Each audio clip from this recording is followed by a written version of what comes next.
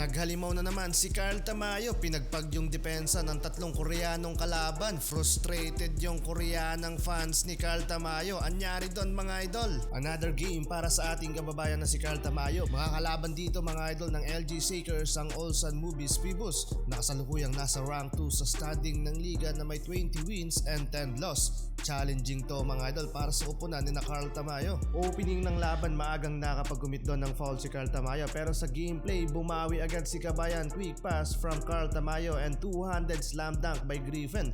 Not one but back-to-back hammer slam dunk doon ang fellow import ni Tamayo. Pa-halfway ng quarter, dinomina ni Tamayo ang painted area. Hindi umubra kay Kabayan yung tatlong bantay. 4 straight points ang ginawa ni Tamayo, lahat yan mula sa shaded area.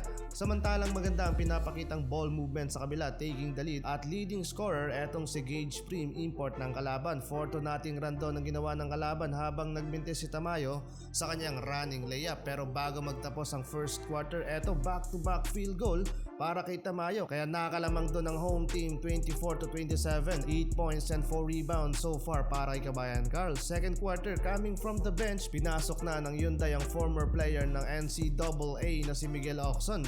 At kumana agad doon mga idol ng field goal mula sa kanyang pull-up jumper, 2 points. LG Shakers malalim yung kanilang second unit, labas dyan si Tamayo. Pero from the deep 3, mas lumobo palalo sa 8 points ang lead ng home team, 26-34. Under 6 minutes yan ng second quarter. Back-to-back 3-point para sa backup import ng LG Shakers. Under 4 minutes mark, binalik na sina Tamayo at Griffin sa laban.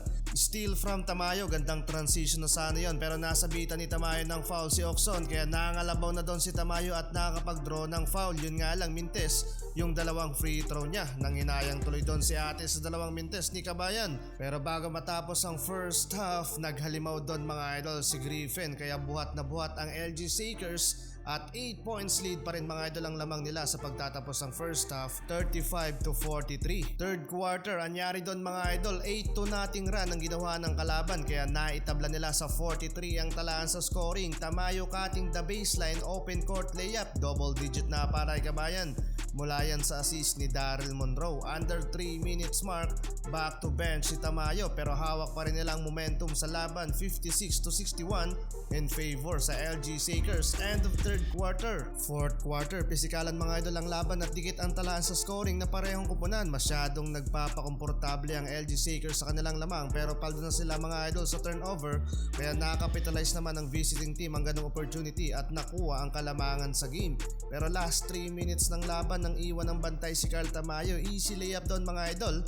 Lamang na ng 1 point ang LG, 65-66. Hindi naman ganon kalakas yung pagkakatulak ni Tamayo sa Koreanong kalaban. Overreact din sa pagkakatumba.